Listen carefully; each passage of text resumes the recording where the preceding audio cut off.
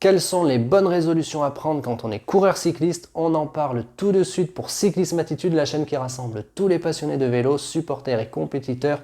Bonjour, bienvenue, très heureux de vous retrouver. Je suis Richard Patrosso, coureur cycliste ultra, et dans cette vidéo, je vais vous donner 6 bonnes résolutions à prendre en début d'année quand on est coureur cycliste. Des résolutions à prendre que l'on peut tenir.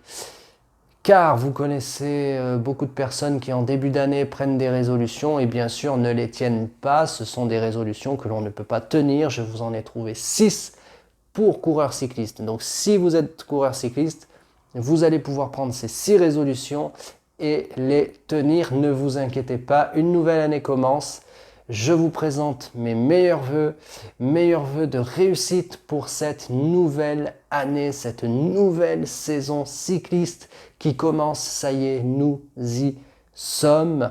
Alors la première résolution à prendre, c'est une alimentation saine. En effet, depuis le 24 décembre et le réveillon de Noël, vous avez peut-être mangé plus que ce qu'il faut, vous n'avez peut-être plus surveillé votre alimentation et sincèrement, vous avez bien fait, c'était la fin de l'année, vous vous êtes relâché un peu à ce niveau-là, un peu ou beaucoup, le 24, le 25 décembre, mais le 26 et les jours suivants aussi, le 31 c'était une bonne raison de bien manger encore, le 1er janvier aussi, vous avez bien fait, mais attention, la saison commence désormais, donc reprenez une alimentation saine. L'alimentation saine, ça fait toute la différence. Vous pouvez être très bien entraîné. Si vous n'avez pas une alimentation saine, vous n'avancerez pas sur le vélo. Il est donc important de surveiller sans se priver son alimentation, mais tout simplement d'avoir une alimentation saine. Donc, ayez une alimentation saine et vous allez voir, vous allez beaucoup plus apprécier vos sorties et vos séances d'entraînement. La deuxième résolution à prendre, c'est reprendre l'entraînement. Alors j'ai placé l'alimentation en premier car sans alimentation on ne fait rien, on n'a pas de résultat, on n'a pas de bonnes sensations. Et en deuxième position donc reprendre l'entraînement. Effectivement peut-être que vous vous êtes fait avoir après le 24 et le 25, alors le 24, vous n'avez pas beaucoup dormi, vous êtes peut-être couché très tard. Donc le 25, vous n'êtes pas allé rouler. Le 26, peut-être que vous avez continué à être en famille. Et puis le 27, les jours suivants, vous vous êtes fait avoir aussi. Le 31, c'était le dernier jour de l'année, c'était le réveillon le soir. Donc le premier au matin, très difficile d'aller vous entraîner. Donc vous voyez, très important, reprendre l'entraînement, y retourner quand ça fait quelques jours qu'on n'y est plus allé et puis qu'on a trop mangé, qu'on ne se sent pas très bien, ce n'est pas facile. C'est la raison pour laquelle je vous dis en deuxième bonne résolution à prendre, reprendre l'entraînement. La troisième résolution à prendre, c'est la régularité. En effet, il n'y a que la régularité qui paie. Donc vous devez non seulement reprendre l'entraînement, mais en plus reprendre un entraînement régulier. Ça ne veut pas dire de vous entraîner tous les jours, 7 jours sur 7, alors qu'avant vous vous entraîniez 2-3 fois dans la semaine, peut-être 5 fois, et là vous allez vous entraîner 7 fois dans la semaine, ou 7 jours dans la semaine, 2 fois par jour. Non, ce n'est pas ça. La régularité, ça veut dire être régulier. Si vous sortez 2 fois dans la semaine, vous sortez 2 fois. Si vous sortez 3 fois, vous sortez 3 fois. Donc vous reprenez l'entraînement et vous êtes assidu à la régularité. Vous n'essayez pas d'en faire trop, mais vous êtes régulier. Car encore une fois, c'est la régularité qui paye. La quatrième résolution, la quatrième bonne résolution à prendre, c'est arrêter les excuses futiles. En effet, ces derniers jours, ces dernières semaines, peut-être avez-vous eu des excuses? Alors depuis peut-être le mois d'octobre parce que vous n'aviez plus d'objectifs, ce n'était plus la saison des courses. Donc est-ce que j'y vais, est-ce que j'y vais pas? Il y a des amis qui viennent, il faut aller dans la famille. Allez, je vais pas m'entraîner. Vous sauter une sortie d'entraînement et puis après il pleut, alors est-ce que j'y vais, est-ce que je n'y vais pas? Non, je ne roule pas sous la pluie. Oui, mais tu peux très bien faire une séance de home trainer. Ah non, j'ai pas envie. Donc vous sautez la séance de home trainer, donc vous sautez l'entraînement. Donc vous voyez, très important, on est en début de saison, ça y est, on a passé le 31 décembre, il faut reprendre l'entraînement, le reprendre régulièrement, se tenir à la régularité, donc on arrête les excuses futiles. Il fait trop froid, il risque d'y avoir du verglas, il pleut, non, s'il pleut, que vous ne voulez pas sortir sous la pluie, c'est tout à votre honneur, vous êtes très prudent, mais vous pouvez faire une séance de home trainer. Donc on arrête avec il fait froid, en été il fait chaud, non, on arrête avec ces excuses-là. Maintenant, il faut penser à ce qui vient devant, il faut préparer les objectifs. Et donc, comment faire pour arrêter les... Alors attention, ça ne veut pas dire que si jamais vous prenez la pluie et la neige, je vous dis d'aller sortir. Encore une fois, j'ai parlé du home trainer, donc ce que je veux dire, c'est que vous ne sautez plus les séances d'entraînement, mais vous trouvez des solutions. Donc s'il pleut et que vous ne roulez pas sous la pluie, vous faites par exemple du home trainer. Vous dites pas oui, je le ferai demain. Voilà, ça c'est une excuse bidon.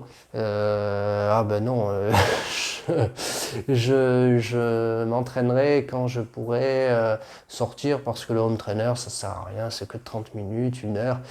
Je n'ai pas, maintenant ils ont le home trainer devant la télé avec les programmes, je ne comprends rien à ça, moi j'ai pas ça, donc ça sert à rien que je fasse du home trainer parce que ça sera moins efficace que si j'avais le home trainer connecté, parce que tout le monde aujourd'hui a le home trainer connecté.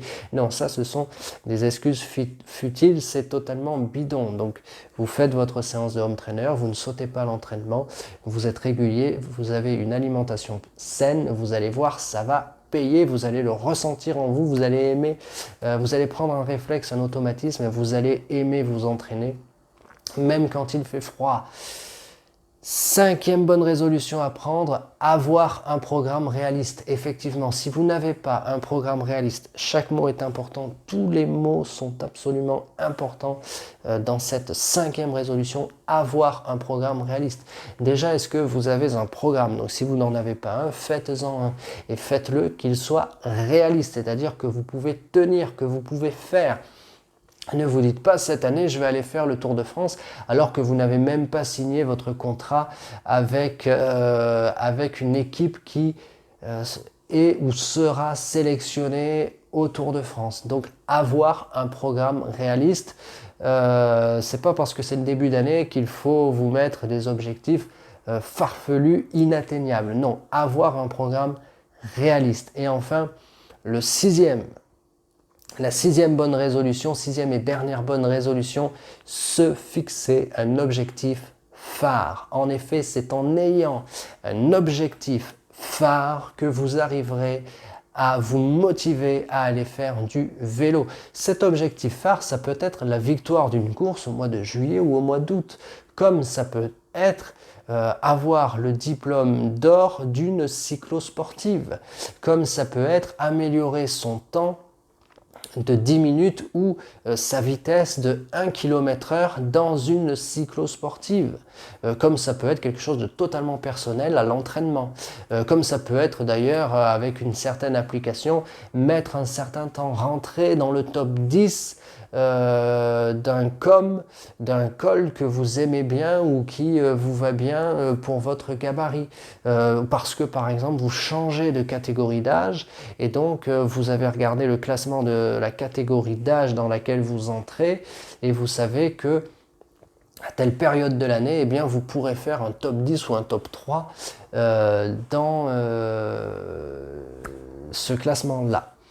Donc vous voyez, se fixer un objectif phare, ça peut être la victoire dans une course très prestigieuse au niveau régional ou national, comme ça peut être quelque chose de totalement personnel. Mais avoir un objectif phare, c'est très important, c'est ce qui va vous motiver.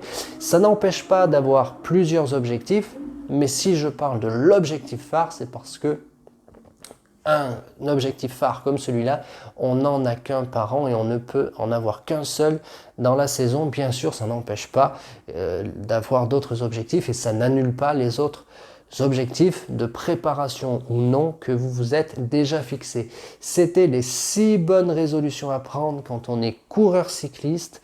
Ça va vous aider à vous entraîner, à vous remettre sur le vélo après cette période de fête qui était bienvenue. Ça a permis de faire une coupure après la coupure. Donc maintenant, on se remet au vélo et on va voir dans une prochaine vidéo justement comment réussir votre meilleure saison cycliste. Mais ça, c'est pour une prochaine vidéo. J'en tourne et j'en publie tous les jours à 18 h. Donc si ce n'est pas encore fait, je vous invite à vous abonner à la chaîne et à activer les notifications pour être prévenu de la mise en ligne des prochaines vidéos. Activez bien les notifications, c'est ce qui vous permettra d'être prévenu.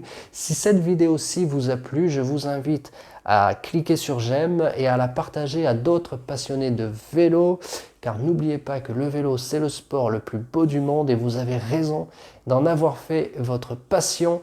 D'ici la prochaine vidéo, gardez la cyclisme attitude. À très vite.